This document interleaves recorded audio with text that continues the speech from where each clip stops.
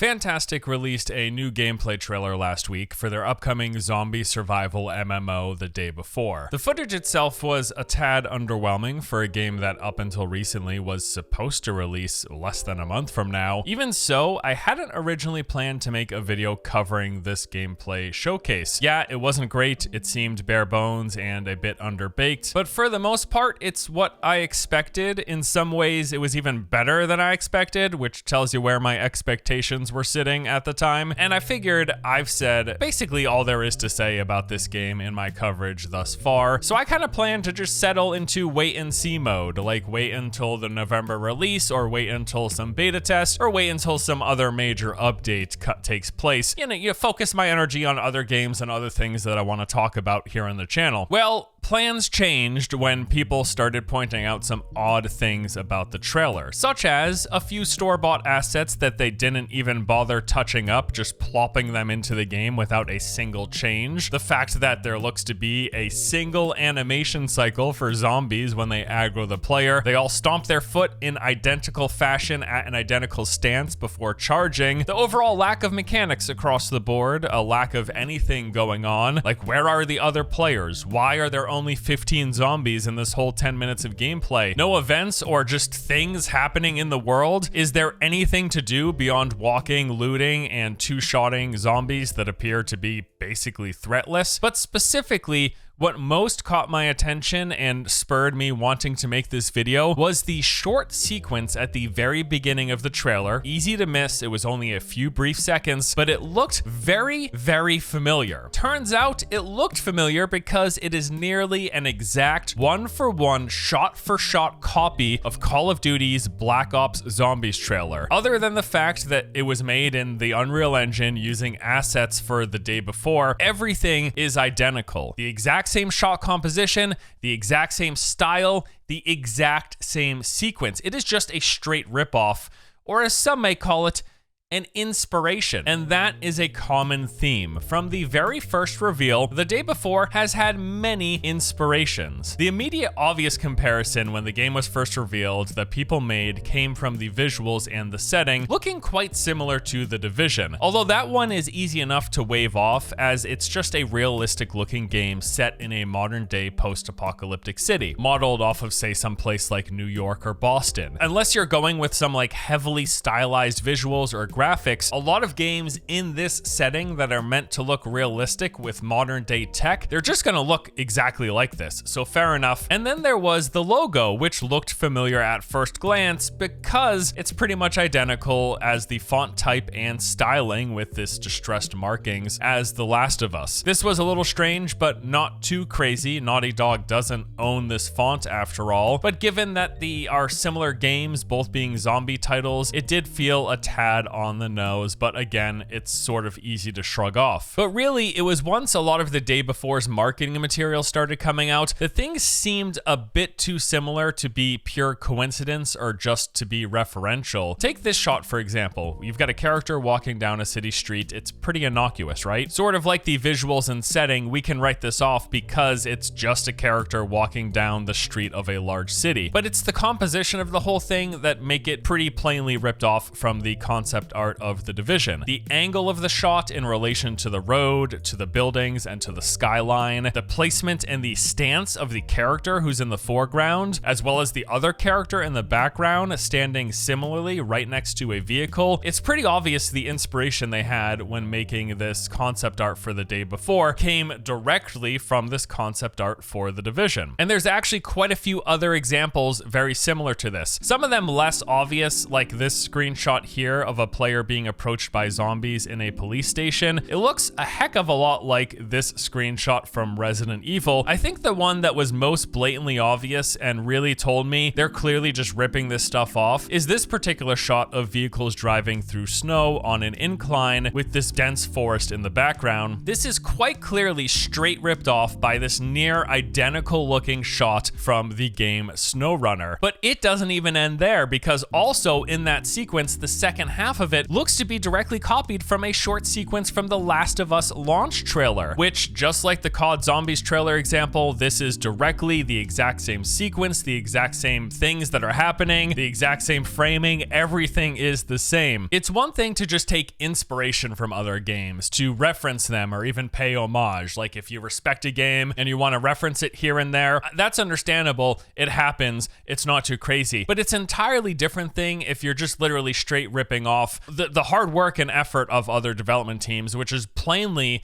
what has been happening here in The Day Before. There are just way too many examples of the marketing of The Day Before that are direct copies of the marketing of other successful games. And there's probably more examples that we just haven't caught yet. These are just the ones that people have spotted so far. I'm pretty confident that more examples just like this are going to come out in the future. Okay, so they've copied a lot of stuff with their marketing, with their name, with their trailers, all of stuff. We got that, right? What about the game? Well, since I'm making this video anyways, we might as well talk about that trailer because I do think there's a lot to talk about. So this was 10 minutes of raw, uncut gameplay, which mostly amounted to the character walking around, first through these suburban neighborhood and then through parts of the city. Now, in those 10 minutes, what they did was a couple of minutes of weapon customization. They opened a few containers, like some cabinets, some vehicles, and some coolers here and there. They shot exactly 12 zombies. I went through and counted them. And then there was one moment when they drank some water, which replenished what looked to be a thirst meter. I was pleased to see what appears to be this raw, uncut gameplay. This looked miles better and it looked like actual gameplay, unlike a lot of their other previous gameplay trailers. However, this whole thing was very noticeably light on mechanics, on other players, on enemies, and once again, it makes clear that the game's visuals have gotten a serious hit since its first reveal. So first, let's talk mechanics.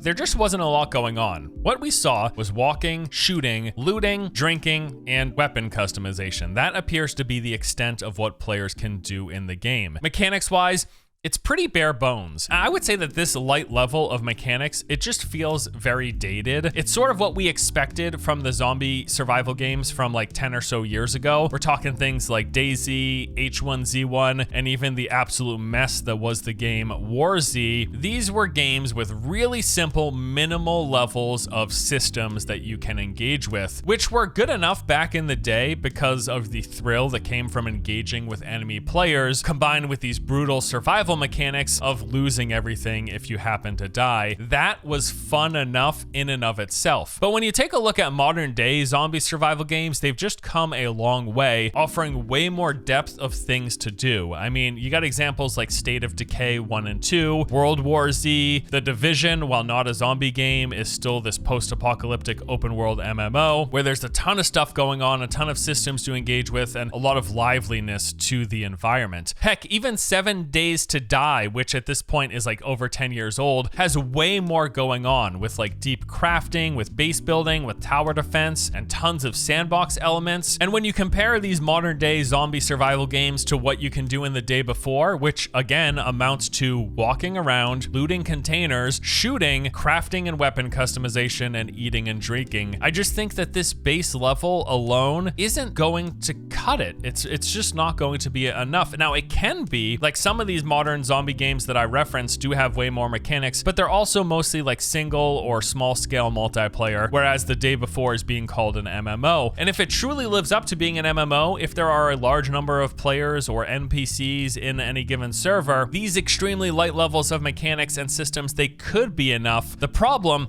is that we really haven't seen any MMO elements. We haven't seen large numbers of NPCs. We haven't seen threatening NPCs. We haven't seen anything related to any sort of events or things happening in the world other, again, than walking around and shooting. And we haven't even seen other players. We haven't really seen PvP engagements. Let me talk about this. Some of the prior gameplay reveals reportedly were showing PvP, including that very first trailer. But given by this point how obvious it was that that first trailer was just a vertical slice, I'm not convinced that those were real players. And actual game developers have expressed similar concerns. We saw this video where they were pointing out that the character movement seemed very unlikely to be controlled by a real player, and it was much more probable just scripted AI. And I I would say the same goes for that one brief short gameplay video that they released, which reportedly was showing PvP fights. I am also not convinced that those were actual PvP engagements. As of today, they are still calling this game an MMO, but given everything else that's happened with it, I would say we'll be lucky if we get server sizes of like even up to 50 players. I'm expecting very, very small scale shared world. The higher they push that number, probably the absolute worse the performance and everything is going to be with this game. And then yeah, the visuals, again, it's clearly not anywhere near that initial showcase, but this is just kind of beating a dead horse at this point. We understand that the game isn't ever going to look as good as it did during that initial teaser, during that vertical slice. Now, shortly after releasing that 10-minute gameplay video, they actually followed up with this short clip of someone playing the game. Now, I've seen people breaking this down saying like, hey, this person's inputs don't exactly line up with what's happening on screen. That's certainly believable with everything else that's happened with this game, but I'm not quite confident that this is a like fake live gameplay recording. I do agree though, like with much of everything else, it seems off and it's possible that they faked this recording, but I'm not exactly sold on that. But we'll say, hey, could be the case, right? So that was that. I watched the gameplay, was a bit underwhelmed, but at the same time, I thought it was better looking than what I was expecting them to deliver. It really seems like those unpaid volunteers have been working really hard recently to try to put something together for this game. It's actually impressive how much better it looks than what I expected them to show us. Fantastic. I think you should give them a raise, really. I would at least double their pay. One more quick thing though before we move on. A few days ago, people started noticing that a handful of the assets in this recent trailer do appear to have just been purchased from asset packs, as in they didn't make them themselves. Specifically, this light truck collection looks to have been used. The yellow tow truck can be seen numerous times throughout the trailer, unaltered it seems. Every detail looks identical to that from the asset pack. They didn't even bother changing the color, the text on the side, or the front bumper. Even the number of red stripes are the same. It looks like they did pretty much nothing. The only thing that does appear to be different is the driver's side window glass is shattered out. And I spotted this exact truck, by the way, on 4 occasions in the trailer. In 4 different spots, this tow truck, as it is in the asset pack, with the exception of the shattered glass, it's there. They just like copy pasted it all over the environment. And this was just in a short clip, like a 10-minute segment, a fourth of which they spent looting and customizing. They're coming across that one tow truck quite often. It seems that company was pretty busy right up until the start of the apocalypse. Also from that same collection, we do see this cooler truck. For this, they do appear to have put at least some effort into it. They color swapped the front cab from white to orange, and it seems like they fine-tuned some things when it comes to like the front lights, the bumpers, and the side of it, but it does appear to be from that same truck collection. People have also spotted the asset pack sources for like the public service vehicles, so things like school buses, ambulances, and fire trucks, and I would say it's safe to assume that most, if not all, of the vehicles in this trailer were probably also sourced from asset packs. It's just a matter of finding where they come from. What's more though is it looks like that entire residential neighborhood where the player first explores sourced completely from a single asset pack, that being the residential houses modular packs, which were published by Prop House on the Unreal Engine marketplace, the most recent version of which just went live on December 19th, and this does appear to also be used in this gameplay trailer, which would imply that they have only added these assets into the game in the past month and a half, which makes you wonder, what have they been up to the past 4 years that they've reportedly been developing this thing? Now, beyond people online spotting the similarities, the asset pack developer themselves has come out to confirm these assets do indeed come from the packs that they made. On December 14th, they tweeted, I think I can spot some things right here, with an embedded screenshot of the day before. And then just recently on February 2nd, they said, nice to see some of our residential houses assets for Unreal Engine being used by Fantastic in the day before. Excellent use and remix of our work. Great to see. Now, people are also claiming that all of the trash and debris in the gameplay trailer looks to be sourced from this trash props asset pack, also found on the Unreal Engine marketplace, although I am less certain of this as I've not found many obvious examples when I looked, but maybe I need to look a little bit harder. Now, I do want to make something clear. There is nothing wrong with using asset packs in your game. In fact,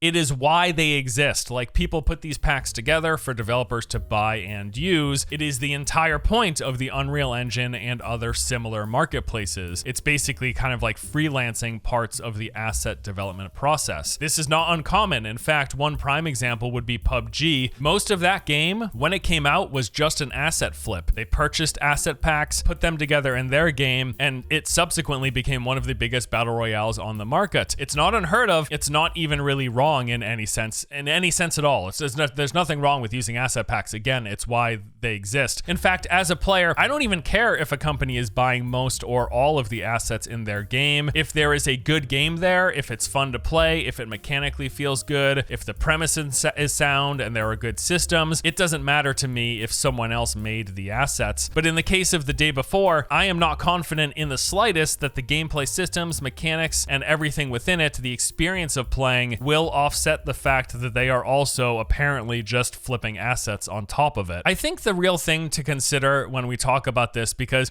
you could point to any one of these and say that's nitpicking, that's nitpicking, that's nitpicking. In and of themselves, none of these things are really a big deal.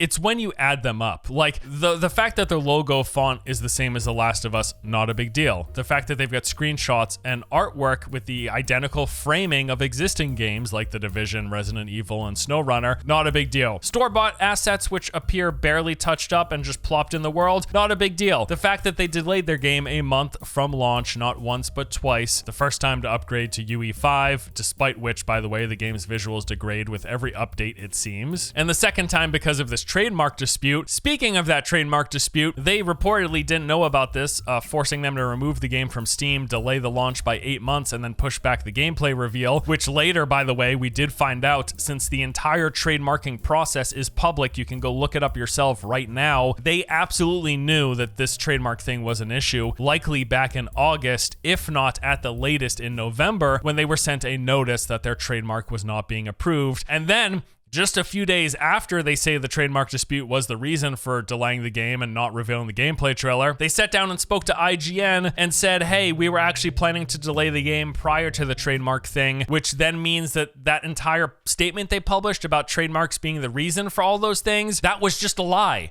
They're like, they sat down with IGN and they were just like, oh yeah, we lied about all of that. We were planning to delay the game anyways. A week later, the trademark dispute is apparently resolved as they're able to now show the gameplay. However, the delay is still necessary and the game still hasn't returned to Steam. The fact that the developer's past work includes not one but 2 early access releases that they abandoned shortly after releasing, taking the money and basically running. And the fact that the trailer shots and compositions are identical and in the exact same order as the COD Zombies and The Last of Us trailer. You could point to each one of these individually and be like, not a big deal, not a big deal, not a big deal. And I would agree, but when you stack everything up one on top of each other, this exhaustive list, it's gotta have us stepping back and being like, guys, this is kind of a big deal.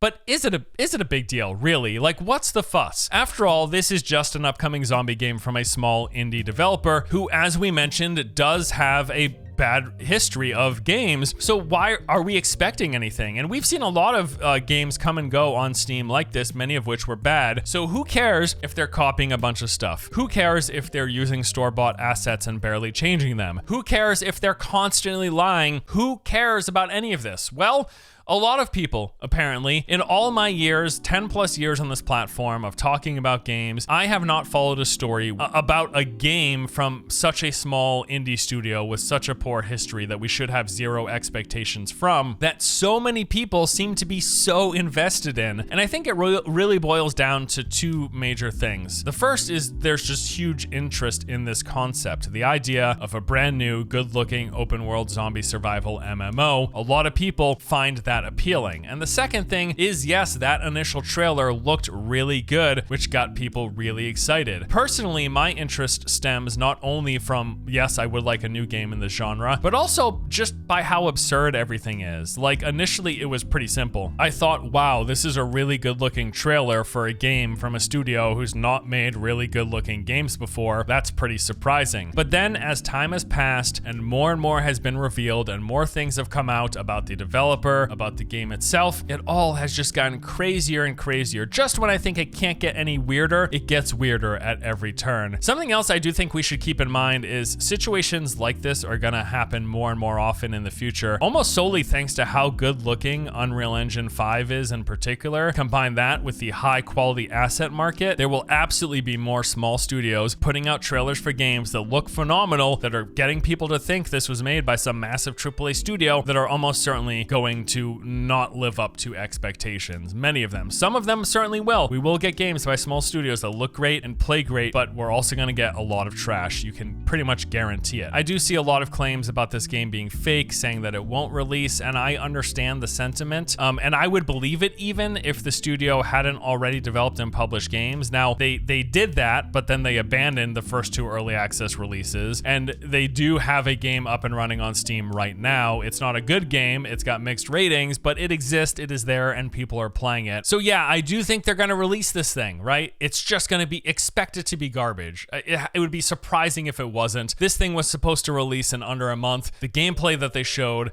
has mechanics equivalent, even less, to zombie survival games that came out 10 years ago. They haven't shown us any real evidence of this actually being an MMO. Expect bare bones mechanics, expect probably very poor performance. Expectations need to be at the bottom of the barrel when it comes to the day before. You know, in one of their recent statements in speaking with IGN, they compared themselves to the misunderstood 90s action hero, saying that in the end, they would prevail, they would make a great game, and they would prove everyone who underestimated them wrong. And I wholeheartedly and sincerely hope they do that. I join the many people who wishlisted this game, hoping that it would be the next great zombie survival MMO. I have zero inclination that it will actually be that, but if they can pull it off, congratulations, you were in fact that misunderstood 90s action hero. That's it for today. Thank you all for watching. I'll see you next time.